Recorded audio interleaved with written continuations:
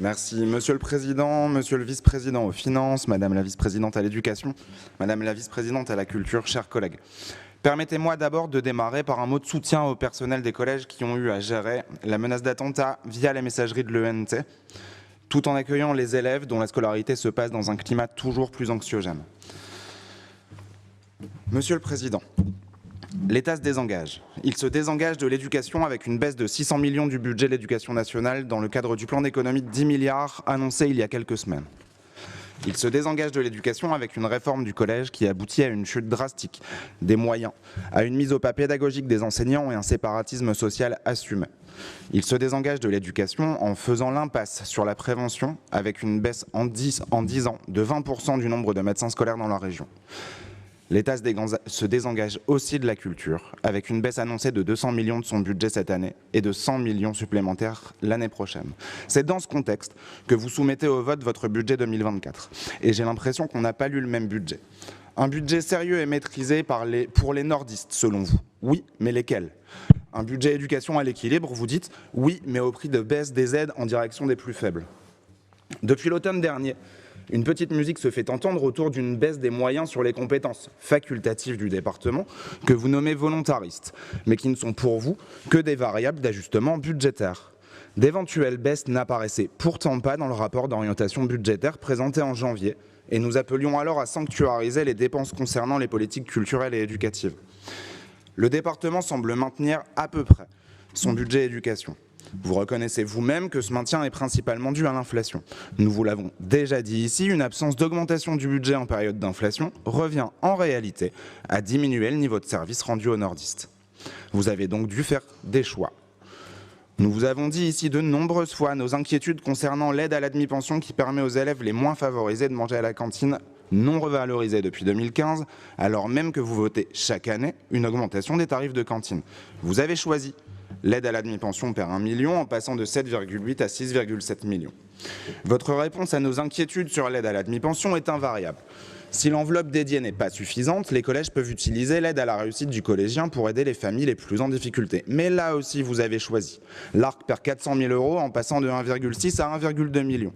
Madame la vice-présidente, je vous pose à nouveau la question. Alors même que le nombre de familles en difficulté explose, vous baissez l'aide à l'admi-pension, l'aide à la réussite du collégien. Avec quelle enveloppe budgétaire les collèges vont-ils pouvoir aider les familles en difficulté ?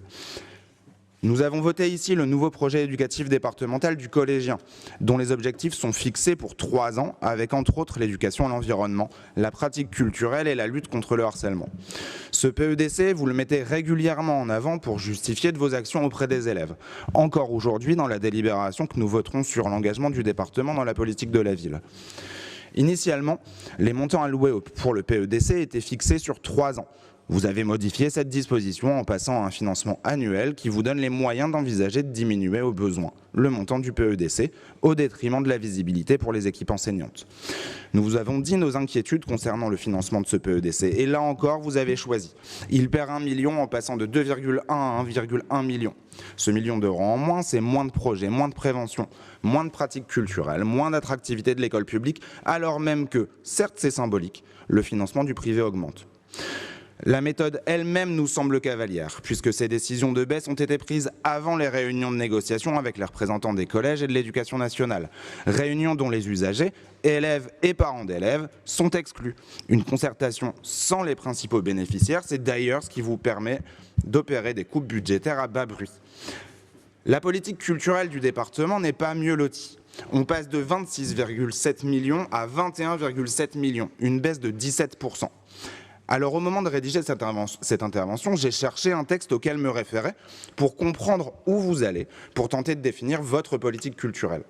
En l'absence de nouvelles délibérations cadres, que nous réclamons depuis le début du mandat, le seul texte qui fixe vos objectifs remonte à 2017. Ce sont donc des objectifs encore valables aujourd'hui. Le premier objectif est, je cite, « réduire les inégalités territoriales en apportant une attention particulière aux territoires ruraux ». Pourquoi alors avoir baissé de 50% les moyens alloués au réseau de développement culturel en milieu rural, les passant de 406 000 € à 203 000 € sans concertation avec les acteurs du secteur? Le second objectif, nous engage à, je cite, « agir en faveur de publics prioritaires du département grâce aux actions de médiation ». C'est cocasse, puisque justement, la médiation culturelle subit le plus vos choix de ce budget 2024. Suppression du réseau d'insertion par la culture, contre l'avis de 500 acteurs culturels réunis en collectif. Division par 2 du budget de la médiathèque départementale avec fusion programmée des sites de Caudry et Le Quesnoy. Inquiétude des acteurs sur le maintien des dispositifs de lecture publique en PMI ou du dispositif de résidence d'artistes en collège. Couplé au coup de rabot sur le PEDC, c'est toute une filière culturelle que vous mettez en péril et les nordistes que vous privez de pratiques culturelles.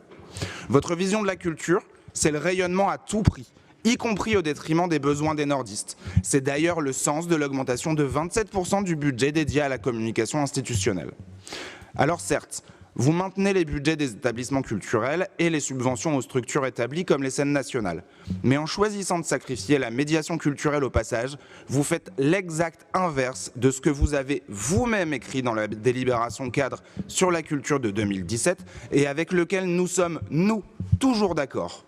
Face au renforcement des inégalités et à l'isolement de certains publics, la nécessité d'aller à leur rencontre est plus que jamais essentielle. Je vous remercie.